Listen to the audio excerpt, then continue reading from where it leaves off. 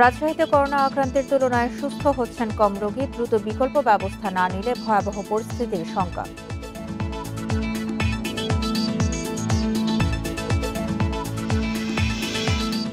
নদী দখলদারকে বাঁচিয়ে সীমানা খুঁটি দিচ্ছে বিআইডব্লিউটিএ, আদালতের নির্দেশ না মানার অভিযোগ।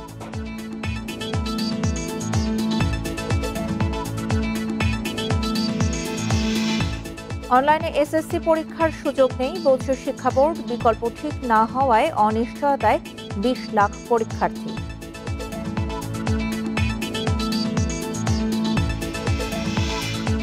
অনলাইনে দাপ্তরিক কাজে রাষ্ট্রীয় গুরুত্বপূর্ণ তথ্য ফাঁসের শঙ্কা বেশি, কর্মকর্তাদের আলাদা অ্যাপ তৈরির পরামর্শ।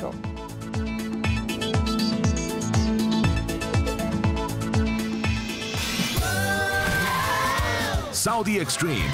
Enjoy smooth speed. স্বাগত ইন্ডিপেন্ডেন্ট সংবাদের সঙ্গে আছি সঞ্চারী মজিদ তমা। শুনছিলেন শিরোনাম, চলে যাচ্ছি পুরো খবরে। এখনই বিকল্প ব্যবস্থা না নিলে রাজশাহীতে করোনা রোগীদের চিকিৎসা দেওয়া কঠিন হবে বলে শঙ্কা চিকিৎসকদের। অক্সিজেন সরবরাহ না থাকায় কাজে আসছে না বেসরকারি হাসপাতালগুলো। আক্রান্ত হওয়ার তুলনায় সুস্থ হচ্ছেন কম। করোনা পরিস্থিতি এভাবে বাড়তে থাকলে অবস্থা হতে পারে ভয়াবহ।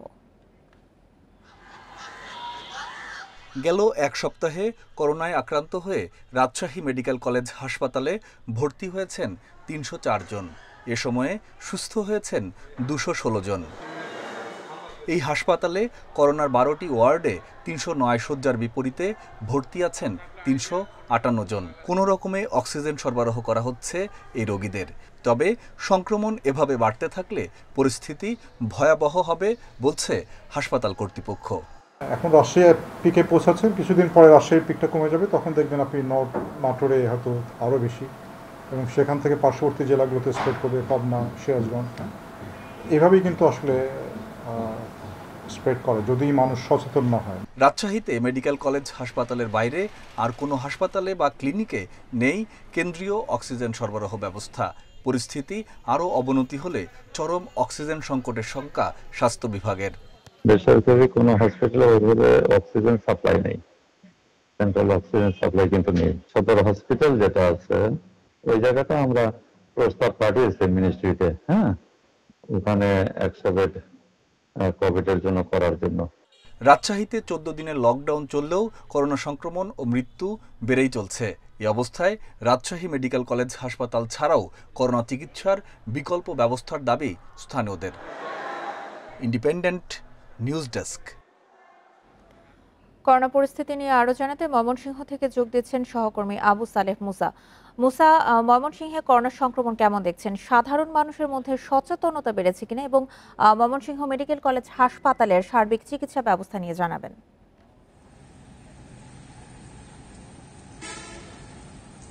এই মুহূর্তে কিন্তু আমি ময়মনসিংহ মেডিকেল কলেজ হাসপাতালের সামনেই দাঁড়িয়ে আছি। আপনি জানেন যে ময়মনসিংহে গত এক সপ্তাহ আগেও কিন্তু সংক্রমণ অনেকটাই কম ছিল, প্রতিদিন প্রায় 10 জনের নিচে ছিল, কিন্তু গতকাল সেটি কিন্তু 40 জনে উন্নীত হয়েছে এবং নমুনা পরীক্ষা করা হয়েছে প্রায় 300-র উপরে। প্রতিদিনই প্রায় 3 শতাধিক নমুনা ময়মনসিংহ মেডিকেল কলেজ হাসপাতালে মেডিকেল কলেজে যে পিসিআর ল্যাবটি রয়েছে সেখানে পরীক্ষা করা হচ্ছে এবং গতকাল সংক্রমণ আক্রান্তের সংখ্যা কিন্তু 40 জনে দাঁড়িয়েছে এবং এটি গত কয়েকদিনের মধ্যে অনেক বেশি। আমরা যেটি লক্ষ্য করেছি যে লকডাউন শিথিল হওয়ার পরে, বিধিনিষেধ শিথিল হওয়ার পরে কিন্তু মানুষের মধ্যে বিধিনিষেধ মানার প্রবণতা একেবারেই নেই এবং সেটির ব্যাপারে প্রশাসনের তদারকিও আমরা দেখতে পাইনি। আমরা এই বিষয়ে কথা বলেছিলাম সিভিল সার্জন নজরুল ইসলামের সাথে। উনি যেটি জানিয়েছেন যে গতকাল থেকে করোনা সংক্রমণ বৃদ্ধি পাওয়ায় তারা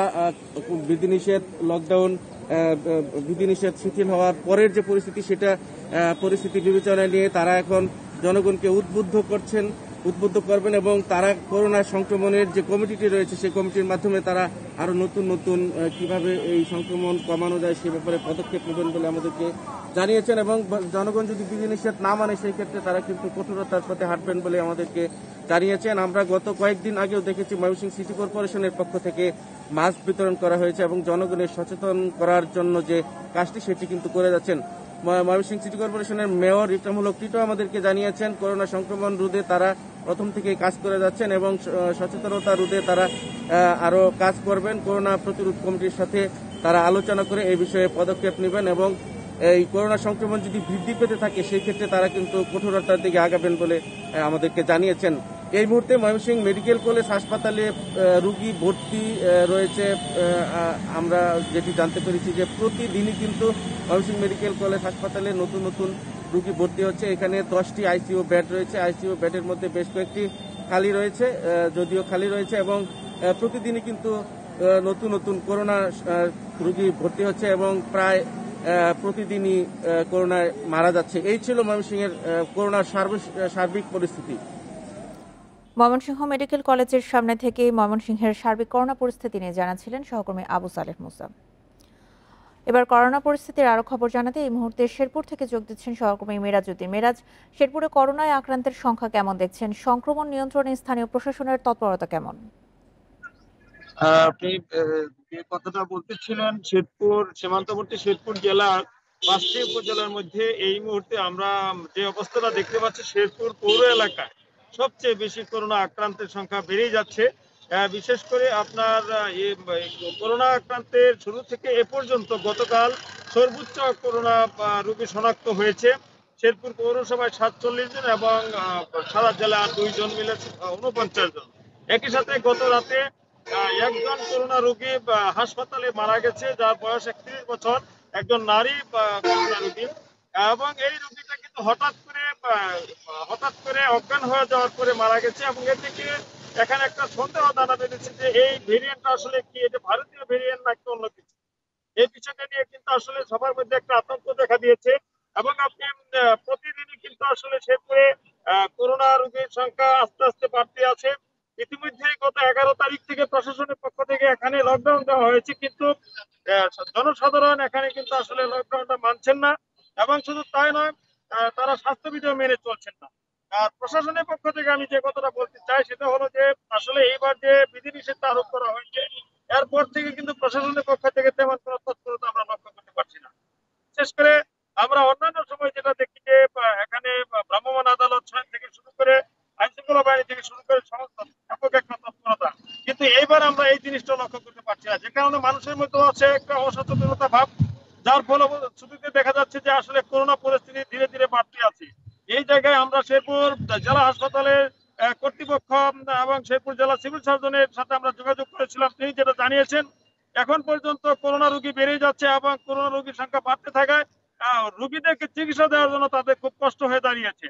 তারা যেটা জানিয়েছেন, এই অবস্থা যদি উন্নতির দিকে না আসে তাহলে আসলে সাধারণ রোগীদেরকেও তাদের চিকিৎসা দেওয়া খুব কঠিন হয়ে পড়বে। শুধু তাই নয়, শেরপুরে যে 250 বেডের হাসপাতাল হয়েছে এবং একটা নতুন বিল্ডিং হয়েছে, এই বিল্ডিং এ ইতিমধ্যেই বেশিরভাগ করোনা রোগীদের জন্য ছেড়ে দেওয়া হয়েছে এবং 2-1 দিনের মধ্যে পুরো বিল্ডিংটা কিন্তু আসলে করোনা রোগীদের জন্য ছেড়ে দেওয়া হবে। এই ক্ষেত্রে সাধারণ রোগীরা আপনি তথ্য সংগ্রহ করতে থাকুন, পরবর্তীতে আপনার সঙ্গে আমরা আবারও যোগাযোগ করব। শেরপুর থেকে করোনার সবশেষ জানাচ্ছিলেন সহকর্মী মিরাজউদ্দিন।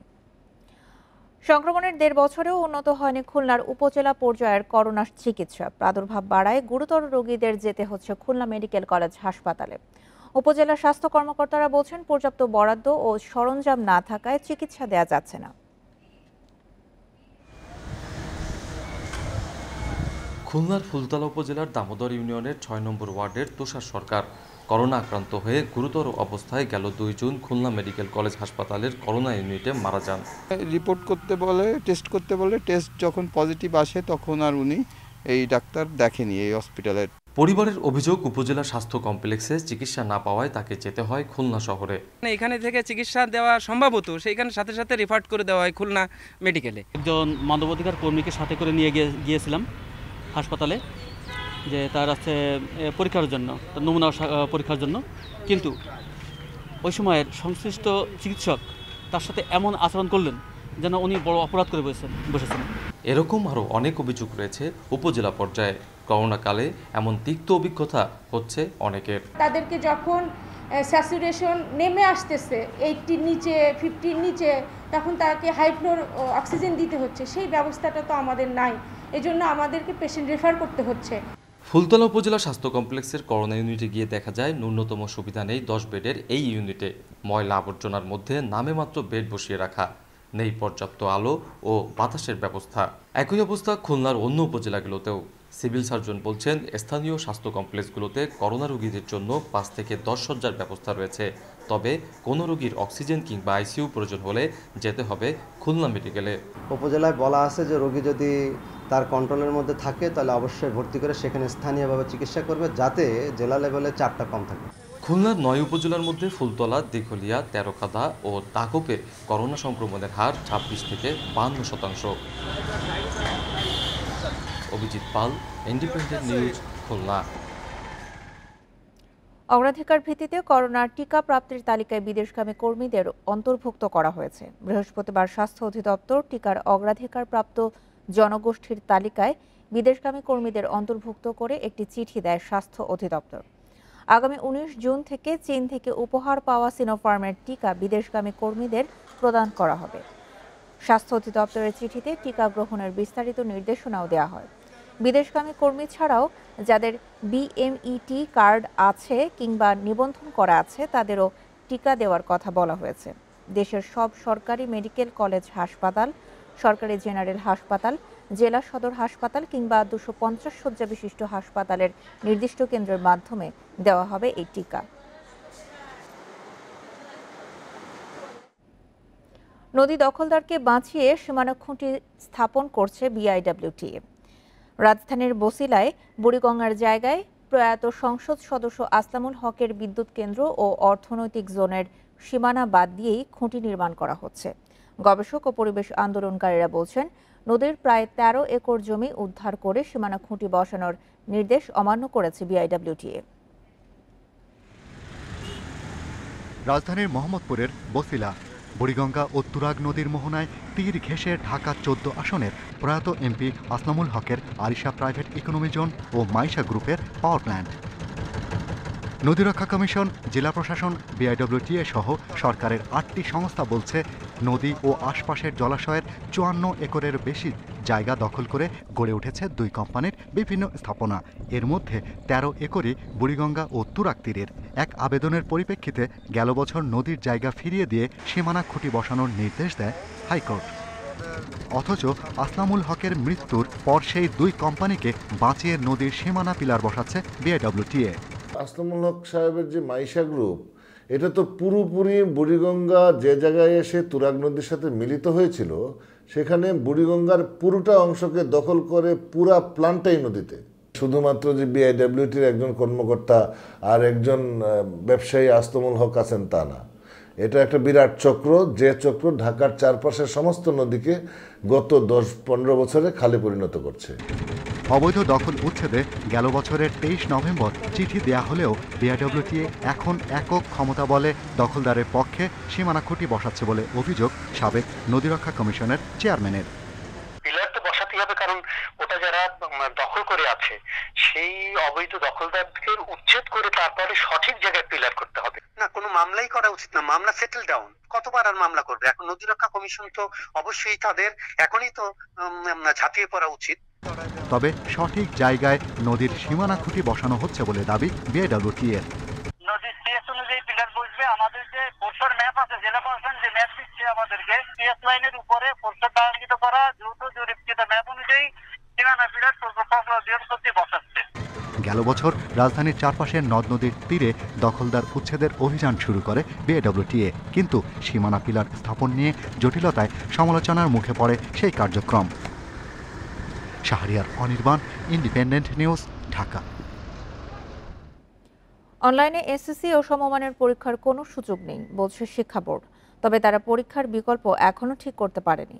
বোর্ড বলছে তারা সশরীরে পরীক্ষা নেওয়ার সিদ্ধান্তেই আছে। এদিকে পরীক্ষা নিয়ে অনিশ্চয়তায় আছেন 20 লাখের বেশি পরীক্ষার্থী।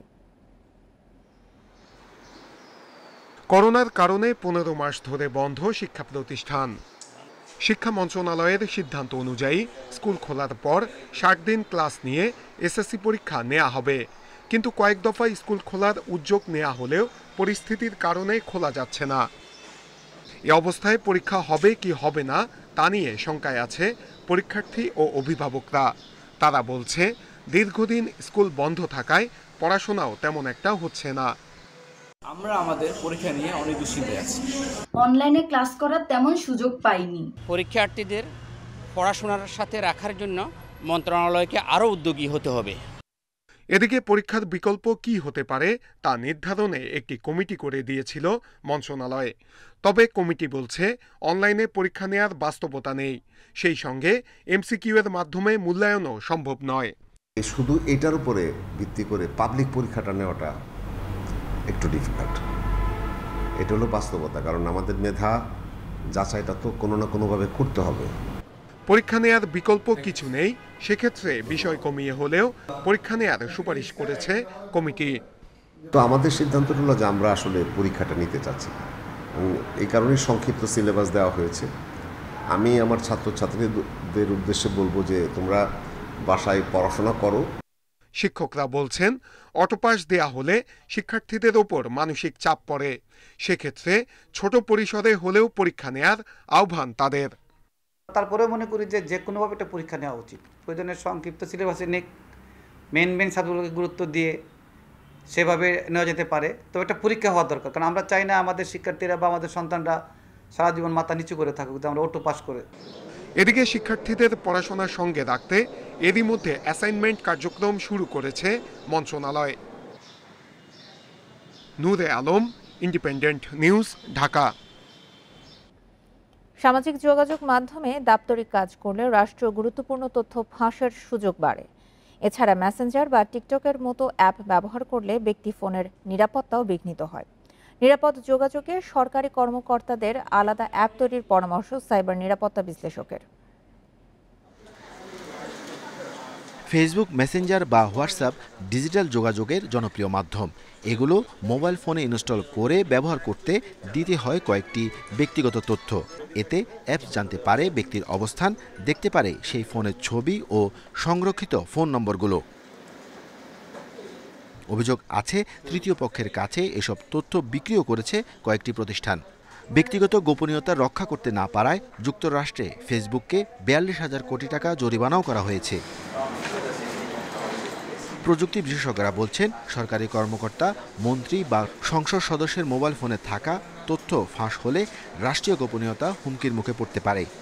Microphone, offline, online video gallery এবং ইনফ্যাক্ট আমাদের কার্নেল বলি, যেটাকে আমরা আমাদের অপারেটিং সিস্টেমের খুব সংবেদনশীল একটি জায়গা, সেটার পর্যন্ত অ্যাক্সেস তারা নিয়ে থাকে। সাইবার গুপ্তচর ভিত্তি করতে গেলে টিকটক অ্যাপ্লিকেশন অ্যাডমিনিস্ট্রেটররা অনেক অংশেই তারা সমর্থন। তারা কিন্তু জানতে পারবে যে উনি কোথায় আছেন, কার সাথে মিটিং করছেন, কোথায় যাচ্ছেন, পুরো রেকর্ডই তাদের কাছে থাকবে। এখন আমরা অন্ধভাবে বিশ্বাস করি যে আমাদের যে কোম্পানির অ্যাপটা ইউজ করছি তারা আমার ডেটাটা কোথাও ডিসক্লোজ করবে না, কাউকে দিয়ে দিবে না। সরকারি গুরুত্বপূর্ণ ব্যক্তিদের জন্য আলাদা ডিজিটাল যোগাযোগ মাধ্যম অ্যাপস তৈরির পরামর্শ বিশেষজ্ঞদের। বাইরের দেশে বিভিন্ন জায়গায় আপনি দেখবেন যে তাদের নিজস্ব কমিউনিকেশন অ্যাপ আছে এবং তাদের মেসেঞ্জারটা যেটা দিয়ে চ্যাট করে, যেটা দিয়ে একজন এমপ্লয়ি আরেকজনের সাথে যোগাযোগ করে, কমিউনিকেট করে, সেটাও প্রাইভেট। চাইলে কিন্তু চট করে বন্ধ করা যায় না। এটা কিন্তু প্রাযুক্তিক বেশ কিছু চ্যালেঞ্জও আছে। সরকার চাইলে কিন্তু এটা অ্যাপ্লিকেশন সহজে বন্ধ করতে পারে না। দেশে ইন্টারনেট গ্রাহক রয়েছে 10 কোটি, আর বিভিন্ন সামাজিক মাধ্যমে অ্যাকাউন্ট আছে অগণিত। বিশেষজ্ঞরা বলছেন শুধু বাংলাদেশের জন্য তৈরি হতে পারে আলাদা apps. Arafatur Rahman, independent news, Dhaka. Corona পরিস্থিতির আরও অবনতি হলে নির্বাচনের তারিখ পুনর্বিবেচনার জন্য নির্বাচন কমিশনের কাছে যেতে পারে আওয়ামী লীগ। তবে এখন পর্যন্ত দলের সিদ্ধান্ত হচ্ছে প্রচারণা চালাতে হবে স্বাস্থ্যবিধি যথাযথভাবে মেনে। জনসমাগম এড়িয়ে অল্প কিছু কর্মী নিয়ে গণসংযোগ করার নির্দেশনা দেয়া আছে। সাংবিধানিক বাধ্যবাধকতা থাকায় করোনার মধ্যেও ঢাকা 14, সিলেট 3 ও কুমিল্লা 5 আসনের উপনির্বাচনের তফসিল ঘোষণা করতে হয়েছে নির্বাচন কমিশনকে। তবে প্রথমে 14 জুলাই ভোটের তারিখ নির্ধারণ করা হলেও পরে তা পিছিয়ে 28 জুলাই ঠিক করা হয়। কিন্তু এরই মধ্যে দেশের পশ্চিমাঞ্চলের বেশিরভাগ জেলা সহ দেশের অনেক অঞ্চলে করোনার পরিস্থিতি নাজুক হয়ে পড়ায় উদ্বেগ বাড়ছে। এমন পরিস্থিতিতে নির্বাচনের প্রচারণা নিয়ে সতর্কভাবে এগোতে এই 3 সংসদীয় আসনে নির্দেশ দিয়ে রেখেছে আওয়ামী লীগ।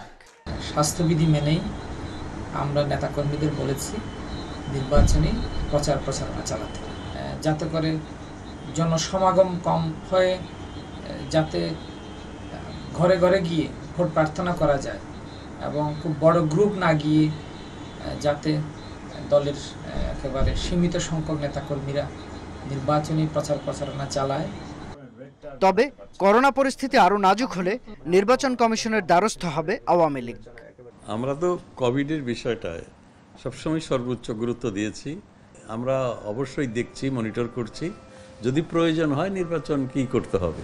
পরিস্থিতি যদি আরও ডিটেরিওরেট করে অবশ্যই নির্বাচন কমিশন আমি বিশ্বাস করি এটি বিবেচনায় নেবে এবং সেইভাবে একটা সিদ্ধান্ত গ্রহণ করবে। সেক্ষেত্রে কমিশনের সিদ্ধান্ত অনুযায়ী উপনির্বাচন কেন্দ্রিক পরিকল্পনা এগিয়ে নেবে আওয়ামী লীগ। শাহাদাত স্বপন, ইন্ডিপেন্ডেন্ট নিউজ, ঢাকা। মিরপুরের কাফরুলে রাস্তা বড় করতে স্বেচ্ছায় জমি দিয়েছেন স্থানীয়রা। এই উপলক্ষে ডিএনসিসির সংবর্ধনায় এসে বিতর্ক তৈরি করেছেন এমপি কামাল আহমেদ মজুমদার। তার দাবি, রাস্তা বড় করতে সন্ত্রাসী ব্যবহার করা হয়েছে। পরে এই বক্তব্যে উত্তেজিত হয়ে উঠে জনতা। অনুষ্ঠান ছেড়ে যেতে বাধ্য হন তিনি। সম্প্রসারণ করতেছে নাম দিয়েছে, যেটা বলেছে তারা এই এলাকার লোক না, বাড়ির থেকে সন্ত্রাসী নিয়ে এসে এগুলি করছে। স্থানীয় সংসদ সদস্য কামাল আহমেদ মজুমদারের এ বক্তব্যে ক্ষুব্ধ স্থানীয়রা। মিরপুরের কাফরুল ইব্রাহিমপুরের ২৭টি রাস্তা চওড়ায় ছিল ৪ থেকে ৬ ফুট। এসব সড়ক বড় করতে নিজেদের জায়গা ছেড়েছেন স্থানীয়রা। ব্যতিক্রমী এ ঘটনায় একটি সংবর্ধনা অনুষ্ঠান আয়োজন করে ঢাকা উত্তর সিটি কর্পোরেশন। এতে বিশেষ অতিথির বক্তব্যে কামাল আহমেদ মজুমদারের দাবি, সন্ত্রাসী এনে রাস্তার জায়গা বের করা হয়েছে। আর এ বক্তব্যেই উত্তেজিত জনতা। পরে পরিস্থিতি নিয়ন্ত্রণে আনেন মেয়র ও স্থানীয় সরকার মন্ত্রী। প্রায় ১০ মিনিটের চেষ্টায় স্থানীয়রা শান্ত হন। অনুষ্ঠান ছেড়ে যেতে বাধ্য হন শিল্প প্রতিমন্ত্রী। এত বড় একটা কাজ হয়েছে, এইটার সাথে হয়তো প্রথম দিক দিয়ে উনি সম্পৃক্ত হতে পারেন নাই, তার জন্য ওনার মনোক্ষোভ থাকতে পারে। পরে সন্ত্রাসের মাধ্যমে জায়গা খালি করা হয়নি জানিয়ে এই ঘটনাকে অপ্রীতিকর ও অনাকাঙ্ক্ষিত বলেন উত্তর ঢাকার মেয়র। জানান, রাস্তা ও ফুটপাত দখলকারীরা সরে না গেলে তাদের উচ্ছেদ করবে সিটি কর্পোরেশন। যার যার এলাকায় ফুটপাত যেন অবমুক্ত থাকে সেই দায়িত্ব কিন্তু কাউন্সিলরদেরকে নিতে হবে। কাউন্সিলর যদি না পারেন, আপনারা আমাকে লিস্ট দেন কারা কারা জড়িত আছে ফুটপাত দখল করার মধ্যে।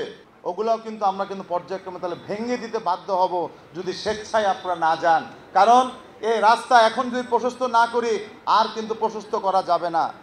রাস্তা বড় করতে জায়গা ছেড়ে দেয় স্থানীয়দের ধন্যবাদ জানিয়ে মন্ত্রী বলেন, স্থানীয় পর্যায়ে স্বেচ্ছাসেবকদের এক করা গেলে 2041 সালের আগেই আসবে সমৃদ্ধ বাংলাদেশ। আপনারা আজকে এটা দ্বিতীয় উদাহরণ সৃষ্টি করলেন, which give me the more courage and moral booster, যে আপনারা এখানে মানুষের বাড়ি ভেঙে দিয়েছেন, মসজিদ সরাইছেন। এখন যত দ্রুত সম্ভব রাস্তা পাকা করার কাজ শুরু করা হবে বলে প্রতিশ্রুতি দিয়েছেন উত্তর ঢাকার মেয়র। বন Ibne Kamal, independent news, Dhaka. Boat ক্লাবের ঘটনার আগের দিন রাতে ৯৯৯-এ ফোন করে চিত্রনায়িকা পরিমণি অল কমিউনিটি ক্লাবে আটকে রাখার অভিযোগ করলেও ঘটনাস্থলে গিয়ে তার সত্যতা পায়নি পুলিশ। উল্টো পরিমণির বিরুদ্ধে ক্লাবটির স্টাফ শাহজালাল ও নিরাপত্তা প্রহরী শরীফকে মারধরের অভিযোগ পায় পুলিশ। সেদিন ঘটনাস্থল পরিদর্শন শেষে পুলিশ কর্মকর্তারা জিডিতে এসব উল্লেখ করেন। অল কমিউনিটি ক্লাব অভিযোগ দিলে ব্যবস্থা নেওয়ার আশ্বাস দিয়েছে পুলিশ। ৮ জুন রাতে রাজধানীর অল কমিউনিটি ক্লাবে ঢুকতে দেখা যায় পরিমণিকে। ঘণ্টাখানেক অবস্থানের পর সেখান থেকে চলে যান তিনি। ঘটনার ৮ দিন পর ক্লাব কর্তৃপক্ষ অভিযোগ করেন অল কমিউনিটি ক্লাবে ভাঙচুর ও স্টাফদের মারধর করেছেন পরিমণি। আমাদের এখানে প্রায় 15টি গ্লাস উনি ভেঙেছেন, প্রায় 9টি অ্যাস্ট্রে ছুঁড়ে মেরেছে, ভেঙেছেন। তবে অভিযোগ অস্বীকার করে পরিমণি দাবি করেন ধর্ষণ ও হত্যা চেষ্টা মামলা ভিন্ন খাতে নিতেই এ অভিযোগ। ভিত্তিহীন জিনিসপত্র চাপিয়ে দেওয়া হচ্ছে, একরকম চাপিয়ে দেওয়া আমার উপরে। তো কোনো কিছু তো আসলে সত্যি তো সত্যি, একদিন পরে হোক দুদিন পরে হোক, এটা তো আসেই সবার সামনে। চলেন আমরা সবাই মিলে চেষ্টা করি আসলে ঘটনাটা কি। এর একদিন পর এ বিষয়ে পুলিশ জানান, সেদিন 999-এ ফোন পেয়ে ঘটনাস্থলে যায় পুলিশ। পরিমণিকে আবদ্ধ করে রাখা হয়েছে অভিযোগ করা হলেও পুলিশ গিয়ে দেখতে পায় ভিন্ন চিত্র। ক্লাবের বারের ফ্লোরে ভাঙা কাচের টুকরো দেখতে পান তারা। 999-এ কল করেছিলেন কিন্তু চিত্রনায়িকা পরিমণি। তার কলটা ছিল এরকম যে সেখানে তিনি আবদ্ধ বা তাকে আটকিয়ে ফেলা হয়েছে, এই ধরনের একটি কল এসেছিল। তখন বিষয়টাকে খুব সবিশেষ গুরুত্ব দিয়ে কিন্তু আমাদের মোবাইল টিম এবং তাকে সহায়তা করার জন্য আমাদের কিউআর টিম, দুটো টিম কিন্তু ওখানে একসাথে যায়। তারা যেয়ে কিন্তু তিনি যে অভিযোগ করেছেন সেই অভিযোগের সত্যতা পায়নি। অল কমিউনিটি ক্লাবে পরিমণি কাণ্ড নিয়ে কথা বলে গোয়েন্দা পুলিশও। তারা জানায় ক্লাব কর্তৃপক্ষ চাইলে ব্যবস্থা নেবেন তারা। আমরা জেনেছি গত 7 তারিখে গভীর রাতে এখানে আপনার পরিমণি সে গিয়েছিল 8 তারিখে গভীর রাতে। তো যাওয়ার পর 999-এ একটি ফোন দেওয়া হয়েছিল যে এখানে একটি ঘটনা ঘটেছে। পরবর্তীতে এটা নিয়ে সুনির্দিষ্ট কোনো অভিযোগ পাওয়া যায় না। এখন যদি সুনির্দিষ্ট কোনো অভিযোগ আসে আমরা অবশ্যই এটার বিরুদ্ধে এটা সম্পর্কে আমরা কাজ করব। পরিমণির মামলায় প্রয়োজনে বাদীকে আবারও জিজ্ঞাসাবাদ করা হবে বলেও জানায় গোয়েন্দা police. Suman Tanvir, independent news, Dhaka. 3 police পরিদর্শক ও 1 নির্বাচন কর্মকর্তা সহ 17 জনের বিরুদ্ধে মামলা করেছে দুর্নীতি দমন কমিশন দুদক। তাদের বিরুদ্ধে ভুয়া জাতীয়তার সনদপত্র ও জন্ম নিবন্ধন সনদ তৈরি করে 13 রোহিঙ্গার বাংলাদেশি পাসপোর্ট ও স্মার্ট কার্ড তৈরিতে সহযোগিতার অভিযোগ। বৃহস্পতিবার দুদকের চট্টগ্রাম সমন্বিত জেলা কার্যালয় সংস্থার উপসহকারী পরিচালক মোহাম্মদ শরীফ উদ্দিন বাদী হয়ে মামলাটি দায়ের করেন। কক্সবাজারের ঈদগাঁও এলাকা গত 30 বছর ধরে নানা সময় মিয়ানমার থেকে অনেক রোহিঙ্গা এখানে এসে আশ্রয় নেয়। কিছু স্থানীয় লোকজনের সহযোগিতায় বসবাস শুরু করেন তারা। দুদকের অনুসন্ধানে বেরিয়ে আসে স্থানীয় জনপ্রতিনিধি, পাসপোর্ট অফিস, পুলিশ ও নির্বাচন কমিশনের কর্মকর্তাদের সহযোগিতায় অন্তত 200 রোহিঙ্গা জাতীয় পরিচয়পত্র ও পাসপোর্ট পেয়েছে, যাদের অনেকে মধ্যপ্রাচ্যের বিভিন্ন দেশে বাংলাদেশি পরিচয়ে কর্মরত। তবে 2008 সাল থেকে 2019 সাল পর্যন্ত 13 জন রোহিঙ্গাকে জাতীয় পরিচয়পত্র দেয়ার দালিলিক প্রমাণ পায় দুদকের দল।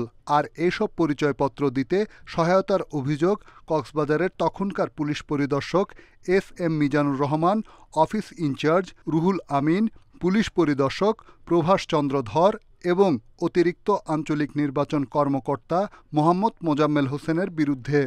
যে টিমটা চিটাগাংয়ে কাজ করতো তাদের কাছে 7টা ল্যাপটপ ছিল। এই ল্যাপটপগুলো পরে করা হয়েছে, সরাইয়ে ফেলানো হয়েছে যে, এবং ওই ল্যাপটপগুলো জমা না দেওয়ার কারণে যে ল্যাপটপগুলোর নির্বাচন কমিশনের সার্ভারের সাথে কানেক্টেড ছিল, ওই সুযোগটা নিয়ে সম্ভবত এই অপরাধটা হয়েছে। 13 রোহিঙ্গাকে জাতীয় পরিচয়পত্র ও জন্ম নিবন্ধন দিতে নির্বাচন অফিসের বালাম ও মুড়ি গায়েব করার তথ্যও পেয়েছে দুদক। আমরা যাকে বলি না যে আমাদের দেশের মানুষ, সে যদি কোনোভাবে এনআইডি পেয়ে যায়, এই এনআইডিটা ব্যবহার করে সে দেশ বিদেশে কোথাও যেতে পারে। সেখানে বুক করলে রাষ্ট্রের বিষয় আশায় জড়িত আছে, সে ওখানে গেলেও একটা অপকর্ম করলে দায়টা আসলো বাংলাদেশের উপর। গত বুধবার রোহিঙ্গাসহ 55,310 জন রোহিঙ্গাকে অবৈধভাবে তালিকাভুক্ত করার অভিযোগে নির্বাচন কমিশন সচিবালয়ের পরিচালক সহ 4 জনের বিরুদ্ধে একটি মামলা করেছে দুদকের চট্টগ্রাম অফিস। রিশাদ হুদা, ইন্ডিপেন্ডেন্ট নিউজ, ঢাকা। 2022 সালের মার্চে দেশের প্রথম পাতাল রেলের নির্মাণ কাজ শুরু হচ্ছে। এই প্রকল্পে ব্যয় হবে 52,561 কোটি টাকা।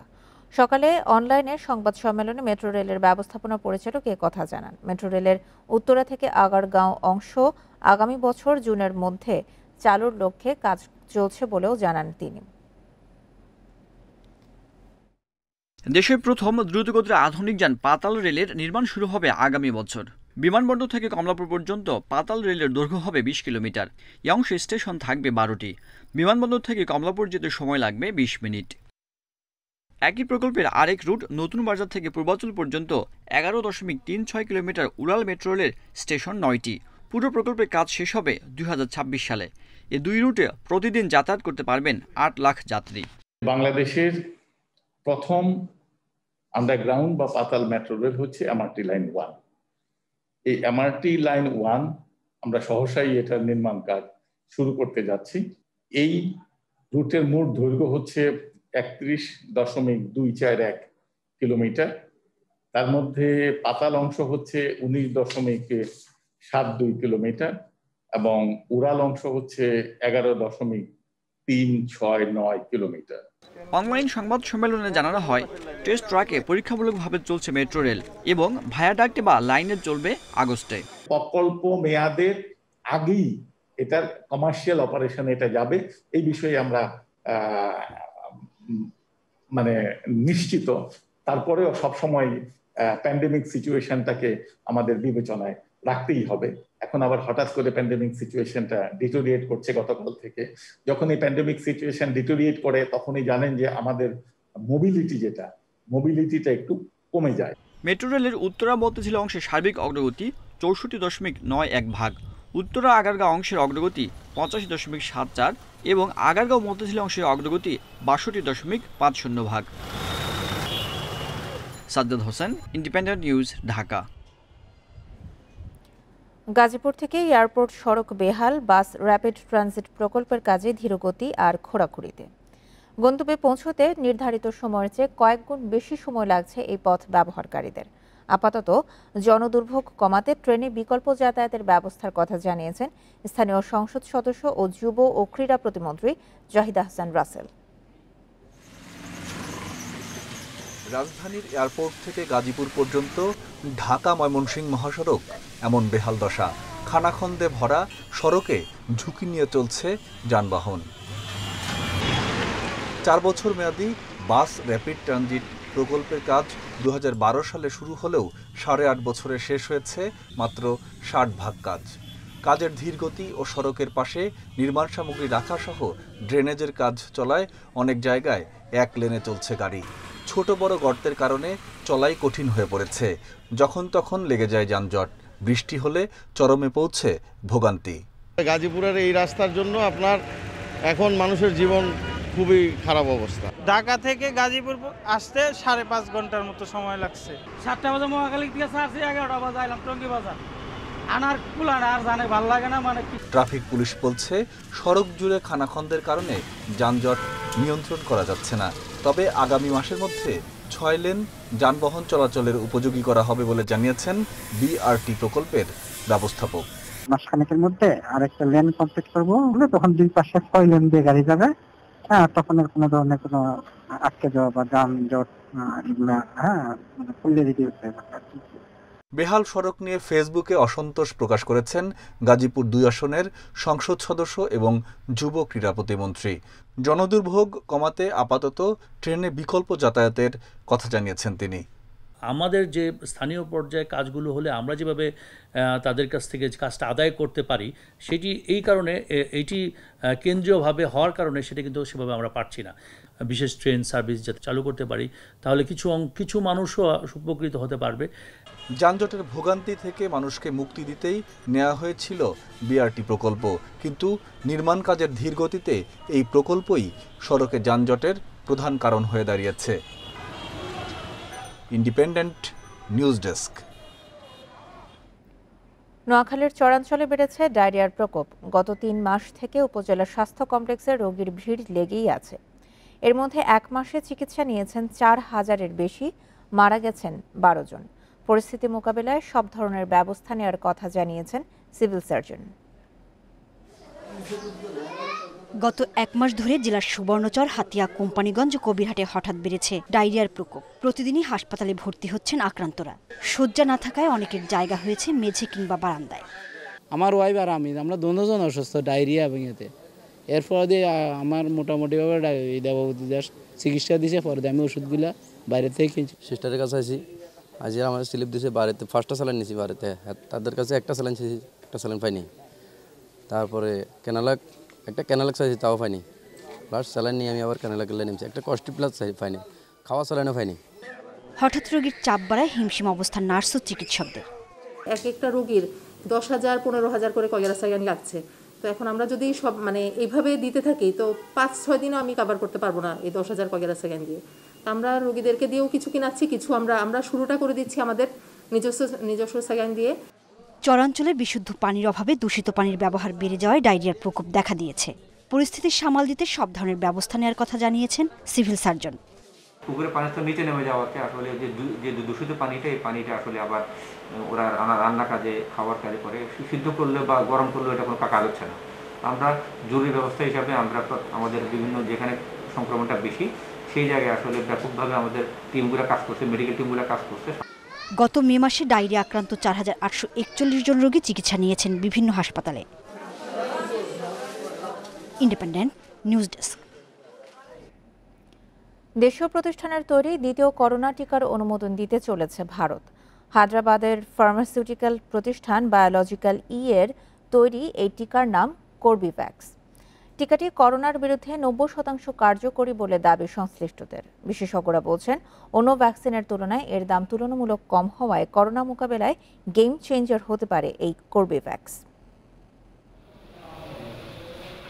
করোনার দ্বিতীয় ধাপের সংক্রমণে বেশি ক্ষতিগ্রস্ত দেশগুলোর মধ্যে অন্যতম ভারত। আক্রান্ত ও মৃত্যু বাড়ার পাশাপাশি সংকট দেখা দিয়েছে টিকা ও নানা চিকিৎসা সরঞ্জামের। করোনার এই কঠিন পরিস্থিতির মধ্যেই টিকা নিয়ে সুখবর পেল ভারতবাসী। নিজ দেশের তৈরি করোনার দ্বিতীয় টিকা পেতে যাচ্ছে তারা। হায়দ্রাবাদের বায়োলজিক্যাল এর তৈরি এই টিকার নাম কর্বিভ্যাক্স। কেন্দ্র সরকারের করোনা সংক্রান্ত বিশেষজ্ঞ দল জানায়, করোনা প্রতিরোধে এই টিকা 90% কার্যকর। ইতিমধ্যে টিকার তৃতীয় ধাপের ট্রায়াল চলছে বলে জানিয়েছে সংস্থাটির সদস্য NK আরোরা। ভারতীয় গণমাধ্যম জানায়, কর্বিভ্যাক্সের 2 ডোজের দাম রাখা হতে পারে 250 রুপি, যা আর্থিকভাবে পিছিয়ে পড়া মানুষদের কথা ভেবে তৈরি করা হয়েছে বলে জানিয়েছে প্রতিষ্ঠানটি। এরই মধ্যে এই টিকার কার্যকারিতা নিয়ে আশা ব্যক্ত করে 30 কোটি ডোজের জন্য অগ্রিম 1,500 কোটি রুপি দিয়েছে ভারত সরকার। তৃতীয় ট্রায়ালের পরীক্ষায় উত্তীর্ণ হলে আগামী অক্টোবরে বাজারে মিলবে এই টিকা। আগামী 1 বছরে ভারতে মোট 100 কোটি ডোজ টিকা তৈরির পরিকল্পনা জানিয়েছে টিকা উৎপাদনকারী প্রতিষ্ঠান। আশরাফ শুভ, ইন্ডিপেন্ডেন্ট নিউজ। চীনে নয়, এবার যুক্তরাষ্ট্রে করোনার উৎস খোঁজার পরামর্শ দিয়েছেন দেশটির শীর্ষ এপিডেমিওলজিস্ট ঝাও লিজিয়াং। নতুন এক গবেষণার ভিত্তিতে তার দাবি, ডিসেম্বরে চীনে করোনা শনাক্তের আগে কয়েকজন মার্কিন নাগরিক এই ভাইরাসে আক্রান্ত হন। 2019 সালের ডিসেম্বরে চীনের উহানে প্রথম শনাক্ত হয় করোনা ভাইরাস। এর 2 মাসের মধ্যে উপস্থিতি মেলে যুক্তরাষ্ট্রেও। এরপর থেকেই করোনার উৎস নিয়ে চীনের বিরুদ্ধে অভিযোগের তীর ছুড়তে থাকেন তৎকালীন মার্কিন প্রেসিডেন্ট ডোনাল্ড ট্রাম্প। পরে ট্রাম্পের বক্তব্যের প্রতিধ্বনি শোনা যায় প্রেসিডেন্ট বাইডেনের মুখেও। এবছরের মার্চে চীন ও বিশ্ব স্বাস্থ্য সংস্থার যৌথ প্রতিবেদনে বলা হয়, চীনের বন্যপ্রাণীর বাজার থেকেই ছড়িয়েছে করোনা, এসেছে প্রাণী থেকে। তবে বেইজিং বলছে, আমদানি করা হিমায়িত খাবার থেকেই ছড়িয়েছে প্রাণঘাতী এই ভাইরাস। এবার করোনার নতুন আরেক উৎসের শঙ্কা জানিয়ে বড় পরিসরে তদন্তের দাবি চীনের শীর্ষ এপিডেমিওলজিস্ট জেং গুয়াংয়ের। গ্লোবাল টাইমসকে দেয়া সাক্ষাৎকারে চীনের বদলে যুক্তরাষ্ট্রে করোনার উৎস খোঁজার পরামর্শ দিয়েছেন তিনি। সম্প্রতি যুক্তরাষ্ট্রের এক গবেষণায় দেখা গেছে, দেশটিতে প্রথম করোনা শনাক্তের আগেই অন্তত 5 রাজ্যে এই ভাইরাসে আক্রান্ত হন 10 জন। সে কারণেই বিশ্বের অন্য দেশেও করোনার উৎস খোঁজার পরামর্শ চীনের। করোনা ভাইরাস মানবজাতির জন্য ভয়াবহ, এ নিয়ে কোনো দ্বিমত নেই। তবে বিশ্বের যে কোনো প্রান্তেই যে এর উৎপত্তি হতে পারে, সেটিও আমাদের মেনে নিতে হবে। তাই আমরা আশা করব, চীন যেমন করোনার উৎস সন্ধানে সহযোগিতা করেছে, অন্য দেশগুলো তা করবে। এর আগে আরেক গবেষণায় দেখা যায়, 2019 সালের সেপ্টেম্বরেই ইউরোপে সন্ধান মিলেছে করোনার। তবে এতে ভাইরাসটির উৎপত্তি চীনে হয়নি তা প্রমাণ করে না বলে মনে করেন বিশেষজ্ঞরা। নুসরাত সেরিন, ইন্ডিপেন্ডেন্ট নিউজ। আজ শুরু হচ্ছে ইরানের 13তম প্রেসিডেন্ট নির্বাচনের ভোট গ্রহণ। এবারের নির্বাচনে চূড়ান্ত প্রার্থী হিসেবে 7 জন অনুমোদন পেলেও এরই মধ্যে 3 জন সরে দাঁড়িয়েছে। বাকি 4 প্রতিদ্বন্দ্বীর মধ্যে সবচেয়ে এগিয়ে রয়েছেন বিচার বিভাগের প্রধান আয়াতুল্লাহ ইব্রাহিম রাইসি, যিনি ইরানের সর্বোচ্চ ধর্মীয় নেতা আয়াতুল্লাহ আলী খামেনের ঘনিষ্ঠ হিসেবে পরিচিত। নিয়ম অনুযায়ী প্রার্থিতা না পাওয়ায় এই নির্বাচনের মাধ্যমে শেষ হতে চলেছে হাসান রুহানির 8 বছরের শাসনামল। এবারের নির্বাচনে প্রেসিডেন্ট পদের জন্য 529 প্রার্থী আবেদন করেন। সেখান থেকে সংস্কারপন্থী ও মধ্যপন্থীদের বাদ দিয়ে 7 চূড়ান্ত প্রার্থীর নাম ঘোষণা করে দেশটির গার্ডিয়ান কাউন্সিল। শনিবার নির্বাচনের ফল ঘোষণা করা হবে বলে জানিয়েছে দেশটির স্বরাষ্ট্র মন্ত্রণালয়। গ্রীষ্মের শুরুতেই দাবদাহে বিপর্যস্ত যুক্তরাষ্ট্রের বেশ কিছু অঙ্গরাজ্য। এর মধ্যে কয়েক রাজ্যে ছড়িয়েছে দাবানল। বাতাসে আর্দ্রতা কম থাকায় আগুন নিয়ন্ত্রণে হিমশিম খাচ্ছে দুর্যোগ কর্মীরা। তীব্র তাপদাহে বিপর্যস্ত যুক্তরাষ্ট্রের উত্তর পশ্চিমাঞ্চলের জনজীবন। প্রচণ্ড গরমে মারাত্মকভাবে ব্যাহত হচ্ছে স্বাভাবিক জীবনযাত্রা। যুক্তরাজ্যের ক্যালিফোর্নিয়া, কলোরাডো ও উটা অঙ্গরাজ্যে ছড়িয়ে পড়েছে দাবানল। ক্যালিফোর্নিয়া রাজ্যে ৩,০০০ গ্যালন পানি বহন ক্ষমতা সম্পন্ন হেলিকপ্টার দিয়ে আগুন নেভানোর চেষ্টা চালাচ্ছে কর্তৃপক্ষ। তবে বাতাসে আর্দ্রতা কম থাকায় আগুন নেভানো কষ্টসাধ্য হয়ে উঠছে বলে জানিয়েছেন দুর্যোগ কর্মীরা। কলোরাডো রাজ্যতে বুধবার পর্যন্ত ৬৫০ একর জমি আগুনে পুড়ে গেছে। কলম নামের এই দাবানল শতাধিক দুর্যোগ কর্মীর চেষ্টায় মাত্র ৫% নিয়ন্ত্রণে এসেছে বলে জানিয়েছে কর্তৃপক্ষ। চলছে উদ্ধার অভিযান। উটাতে কয়েক জায়গায় ছড়িয়ে পড়েছে দাবানল। উত্তর পূর্বে ১৬ মাইল ছড়িয়ে পড়েছে দাবানলের আগুন। সতর্কতা স্বরূপ রাজ্য জুড়ে জরুরি অবস্থা জারি করেছে কর্তৃপক্ষ। ৩ শতাধিক দুর্যোগ ব্যবস্থাপনা কর্মী মিলে মাত্র ১০% আগুন নিয়ন্ত্রণে আনতে পেরেছে বলে জানিয়েছে কর্তৃপক্ষ। এদিকে দাবানলের আগুন দ্রুত ছড়িয়ে পড়ায় মন্টানা রাজ্যের রেড লজ শহরের ৪ শতাধিক মানুষকে নিরাপদ আশ্রয়ে সরিয়ে নেওয়া হয়েছে। নুসরাত সেরিন, ইন্ডিপেন্ডেন্ট নিউজ। টানা 2 জয় ইউরো চ্যাম্পিয়নশিপের শেষ 16 নেদারল্যান্ডস অস্ট্রিয়াকে হারিয়েছে 2-0 গোলে। এদিকে গ্রুপ বি থেকে পরের রাউন্ডে উঠেছে বেলজিয়াম। ডেনমার্কের বিপক্ষে রেড ডেভিলসের জয় 2-1 ব্যবধানে। আমস্টারডামে বল দখলে এগিয়ে থাকলেও জয় পায়নি অস্ট্রিয়া। ম্যাচের শুরুতে স্পট কিকে নেদারল্যান্ডসকে এগিয়ে দেন মেমফিস ডিপেই। দ্বিতীয়ার্ধে জয়ের ব্যবধান বাড়ান ডামফ্রিজ। এদিকে কোপেনহেগেনে শুরুতে ছিল ডেনমার্কের দাপট। পোলসেনের শটে ম্যাচের 2 মিনিটে এগিয়ে যায় ড্যানিশরা। এটি ইউরোর ইতিহাসে দ্বিতীয় দ্রুততম গোল। প্রথমার্ধে পিছিয়ে থাকা বেলজিয়াম ঘুরে দাঁড়ায় দ্বিতীয়ার্ধে।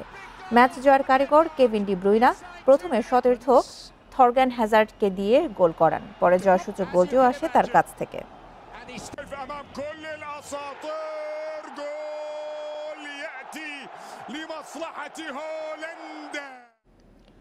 আজ ভোরে যুক্তরাষ্ট্রে পরিবারের কাছে ফিরেছেন সাকিব। ফলে ডিপিএল টি-20 সুপার লিগে খেলা হচ্ছে না টাইগার তারকা সাকিব আল হাসানের। 3 ম্যাচের নিষেধাজ্ঞা শেষে বৃহস্পতিবার মাঠে নামেন সাকিব। মোহামেডানের হয়ে শেষ ম্যাচেও ছিলেন ছন্দহীন। সাদাকালোদের সাথে চুক্তি করেছিলেন লিগ পর্বের 11 ম্যাচের জন্য। তাই তো সুপার লিগে সাকিবকে ছাড়াই খেলতে হবে মোহামেডানকে। ব্যাটিংয়ে ফর্মে ফেরার যে মিশন নিয়ে নেমেছিলেন তা সফল হলো না। জিম্বাবুয়ে সিরিজে কঠিন পরীক্ষায় থাকছে সাকিবের সামনে। সাকিব যুক্তরাষ্ট্র থেকে সরাসরি চলে যাবেন জিম্বাবুয়েতে। সেখানে একদিনের কোয়ারেন্টিন করেই যোগ দেবেন অনুশীলনে।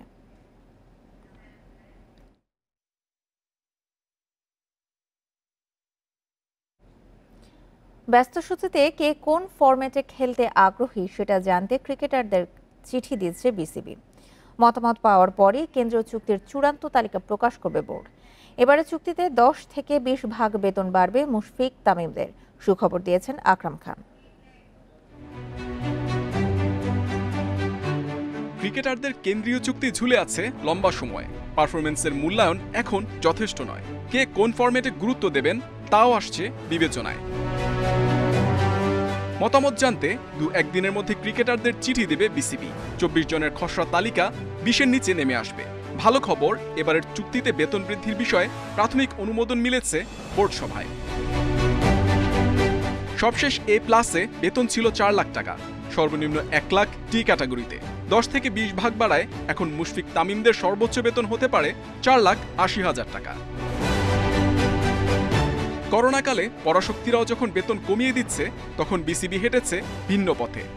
2-1 দিনের মধ্যে আমরা প্লেয়ারদেরকে চিঠিটা পাঠিয়ে দিচ্ছি, মানে ওরা কোন ফরম্যাটে খেলতে আগ্রহী বা কোনো সেটা আসার সাথে সাথে আমরা 2-1 দিনের মধ্যে সেটা কন্ট্রাকচুয়াল করে ফেলছি। 23 থেকে 24 জন, বাট কন্ট্রাকচুয়াল এতজন হবে। মাননীয় বোর্ড প্রেসিডেন্টকে রিকোয়েস্ট করেছিলাম, উনি বললেন যে না, স্যালারিটা আপনার 10 থেকে 20% ইনক্রিজ করার জন্য। ছায়া জাতীয় দলের কার্যক্রম এখনো পরিষ্কার নয়। এ দলের সাথে সাংঘর্ষিক হতে পারে সেই সম্ভাবনাও রয়েছে। তবে আলোচনা আর সমন্বয়ের মাধ্যমে সব ঠিক করবে cricket operations. I am not clear ব্যাপারটা, মানে ওরা ওদের কাজ কর্মটা কি আমি জানি না। ইনফ্যাক্ট আমার সাথে ওই ধরনের আলাপও হয়নি, বাট আমি ওদের সাথে আসলে বসতে হবে ব্যাপারটা কি। যেহেতু আপনি জানেনই এই টিমের কাজ হলো যারা ন্যাশনাল টিম থেকে বাদ পড়ে এবং যাদের সম্ভাবনা আছে ন্যাশনাল টিমে খেলা, ওটা নিয়ে কিন্তু সারা ওয়ার্ল্ডের আপনার এই টিমের ট্যুরটা থাকে। জিম্বাবুয়ে সফরে টি-20 থেকে মুশফিকের ছুটি প্রসঙ্গে ইতিবাচক বিসিবি। অন্যদিকে টেস্ট খেলতে চান না সাকিব, এমন গুঞ্জন এড়িয়ে গেছেন আকরাম খান। Muhammad Nazim, independent news, Dhaka. বৃষ্টিবিঘ্নিত প্রিমিয়ার ডিভিশন ক্রিকেটের লিগ পর্বে আধিপত্য দেখিয়েছে বোলাররা। একাদশ রাউন্ডে এসে পাওয়া গেছে আসরের প্রথম সেঞ্চুরিয়ান মিজানুর রহমানকে। আসরে এখন পর্যন্ত সর্বোচ্চ রান এই ব্রাদার্স ওপেনারের। বোলিংয়ে পেসারদের দাপটে ব্যতিক্রম তানভীর ইসলাম। 11 ম্যাচে সর্বোচ্চ 20 উইকেট শিকার এই শাইনপুকুর স্পিনারের। বৃষ্টি আর বোলারদের দাপটের আসরে একাদশ রাউন্ডে এসে অবশেষে পাওয়া গেল প্রথম সেঞ্চুরিয়ান। কীর্তিমানের নাম মিজানুর রহমান। লিগের দল হিসেবে মোটেও ভালো করেনি ব্রাদার্স, কিন্তু নিজ গুণে আলো ছড়িয়ে ব্যতিক্রম রাজশাহীর ডানহাতি এই ব্যাটসম্যান। লিগের সবগুলো ম্যাচ শেষ হবার আগেই পাওয়া গেছে সুপার লিগের 6 দল। 11 ম্যাচে 18 পয়েন্ট নিয়ে শীর্ষে প্রাইম ব্যাংক। তবে সুপার লিগে হয়তো চ্যালেঞ্জটা সহজ হবে না বিজয়ীদের জন্য। চোটের কারণে যে ছিটকে গেছেন তামিম। আক্ষেপ আছে মোহামেডান শিবিরেও সুপার লিগে পাওয়া যাবে না দেশসেরা অলরাউন্ডারকে। মোট 45টি 50 হয়েছে এই 11 রাউন্ডে, সর্বোচ্চ 3টি মিজানুরে। প্রথম ব্যাটসম্যান হিসেবে 400 রানের কোটাও পূর্ণ করেছেন ব্রাদার্স ক্যাপ্টেন। টি-20 ফরম্যাট, তার উপর বৈশাখের বৃষ্টি নিয়মিতভাবে সংক্ষিপ্ত করেছে ম্যাচের দৈর্ঘ্য। কন্ডিশনের সহায়তা পেয়ে ছড়ি ঘুরিয়েছেন পেসাররা। সর্বোচ্চ উইকেট শিকারীর তালিকার প্রথম 10 জনের মধ্যে 7 জনই পেসার। তবে 11 ম্যাচে 20 উইকেট নিয়ে তালিকার সবার ওপরে শাইনপুকুরের লেফট আর্ম আনঅর্থোডক্স তানভীর ইসলাম এবং প্রাইম দোলেশ্বরের কামরুল রাব্বি। জাতীয় তারকাদের মধ্যে সেরা 5-এ কেবল শরীফুল। 5 উইকেটের 3 কীর্তি মুস্তাফিজুর রহমান, সালাউদ্দিন শাকিল ও আনিসুল ইমনের সৌজন্যে। শনিবার থেকে সুপার লিগ সরাসরি দেখাবে 2টি চ্যানেল। সেটা হয়তো লড়াইয়ের চেহারাও বদলে দিতে পারে। জহিরুল ইসলাম, ইন্ডিপেন্ডেন্ট নিউজ।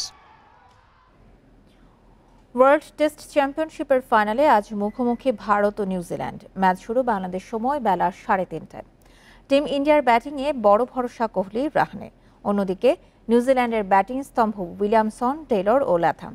দু দলেরই পেস অ্যাটাক দুর্দান্ত। 5 দিনই বৃষ্টির সংখ্যা প্রবল, সেজন্য রাখা হয়েছে রিজার্ভ ডে।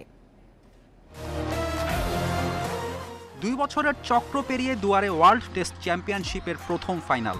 সাউদাম্পটনে ভারত নিউজিল্যান্ডের মহারণ হিসাব মেলাবে শীতল কিছু খণ্ডযুদ্ধ। সময়ের সেরা কোহলি উইলিয়ামসন অনূর্ধ্ব 19 থেকে প্রতিযোগিতার 2 চ্যাম্পিয়ন। দুজনের নেতৃত্ব পারফরম্যান্স নির্ধারণ করতে পারে গতিপথ। ফাইনালের পথে যাত্রা সহজ ছিল না ভারতের। বিরূপ কন্ডিশন জয় করে এসেছে এত দূর। একমাত্র সিরিজ হার আবার নিউজিল্যান্ডের কাছেই। অন্যদিকে ব্ল্যাক ক্যাপসও কঠিন পথ পাড়ি দিয়েছে। প্রথম 5 ম্যাচের 4টিতে হারার পরও তারাই ফাইনাল নিশ্চিত করে সবার আগে।